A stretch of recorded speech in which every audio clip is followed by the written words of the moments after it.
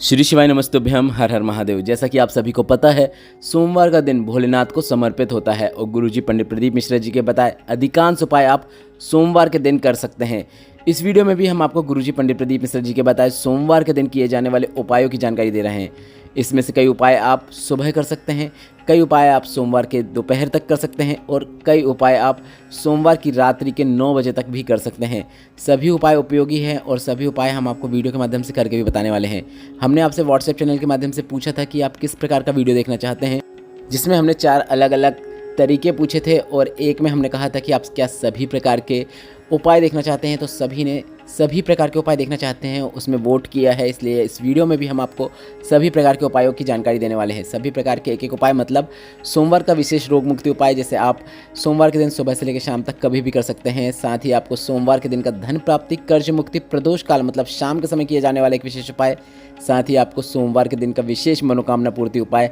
साथ ही आपको खुद का मकान चाहते हैं, खुद का प्लॉट चाहते हैं, खुद का अच्छा व्यापार चाहते हैं, ऐसी स्थिति में किया जाने वाला गुरु जी का बताया बिल्कुल नया उपाय, वह आप भी इस सोमवार से करना शुरू कर सकते हैं। सभी उपाय आपको हम वीडियो के माध्यम से बताएंगे, इसलिए आप वीडियो अंत तक अवश्य देखिएगा। बढ़ते हैं पहले विशेष उपाय की ओर।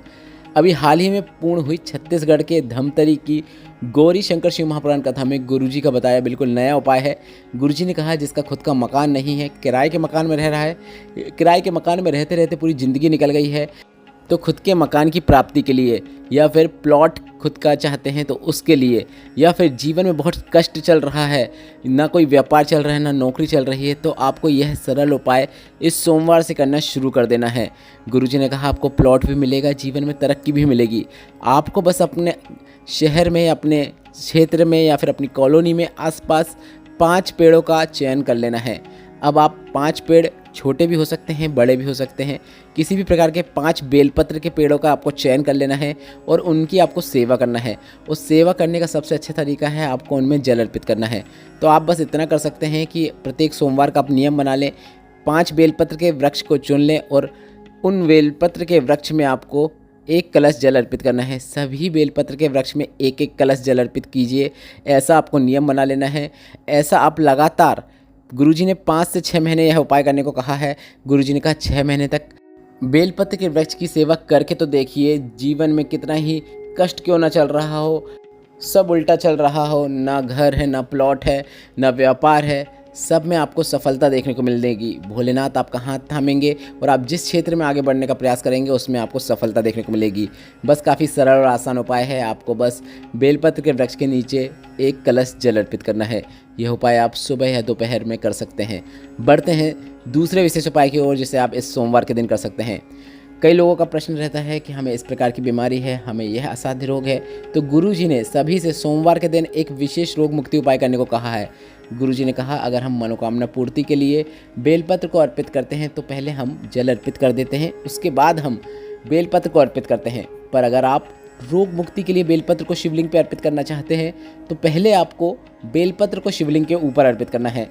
बेलपत्र को आपको शिवलिंग के ऊपर उसी तरीके से अर्पित करना है जैसे अर्पित करते आए हैं, मतलब आपको बेलपत्र की डंडी जलाधारी की ओर हो, इस प्रकार से बेलपत्र को अर्पित करें और उत्तरमुखी होकर बैठकर ऐसा करेंगे तो काफ़ी अच्छी बात है। मतलब आपकी पीठ की ओर दक्षिण दिशा होना चाहिए, आपका मुख उत्तर दिशा की ओर होना चाहिए। बेलपत्र अर्पित कीजिए। इसके बाद 1 कलश का लाया हुआ जल जो आपने लाए हैं वह श्री शिवाय नमस्तुभ्यम बोलते हुए और कुंदकेश्वर महादेव का नाम स्मरण करते हुए उस बेलपत्र के ऊपर पूरा कलश का जल अर्पित कर देना है।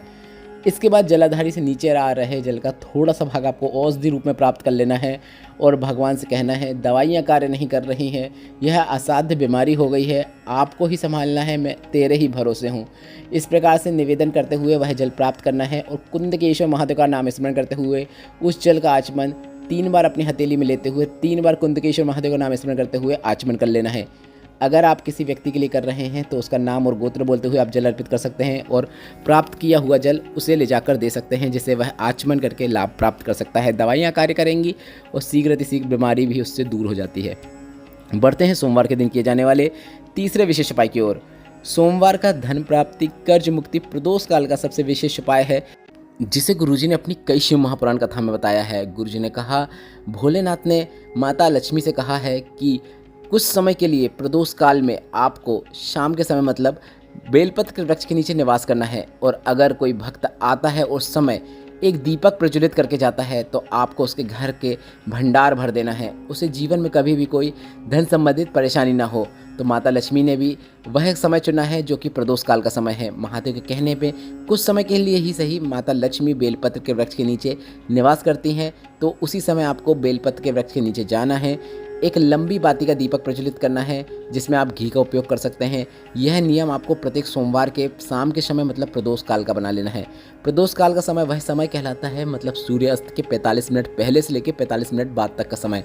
अब आप अभी गर्मी में करना चाहते हैं उपाय तो आप शाम के 7 बजे से लेकर रात के 9 बजे के बीच में बेलपत्र के वृक्ष के नीचे जाकर दीपक प्रज्वलित कर सकते हैं। इसी समय प्रदोष काल का समय चल रहा होता है।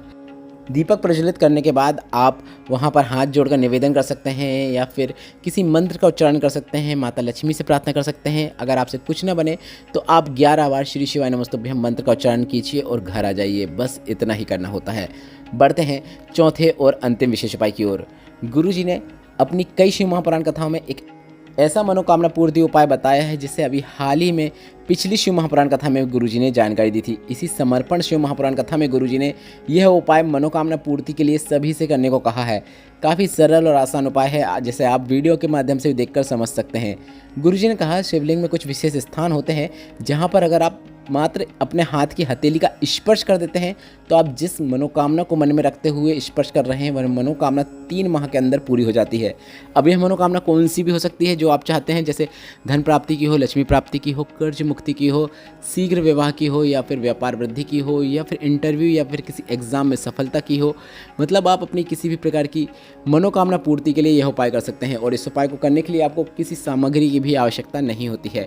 आपको बस इतना करना है, भोलेनाथ के मंदिर में जाना है और भोलेनाथ के मंदिर में जाने के बाद शिवलिंग में जलाधारी से जल जहाँ से नीचे गिरता है उस स्थान पर अपनी हथेली का स्पर्श करना है।